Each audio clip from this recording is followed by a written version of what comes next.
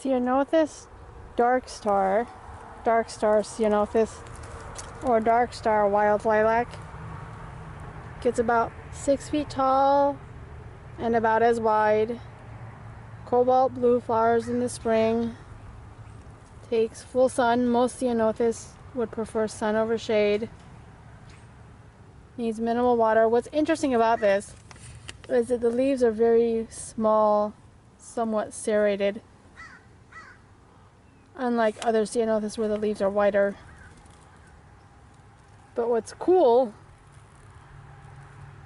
is the small shape and size of the leaf kind of makes it interesting.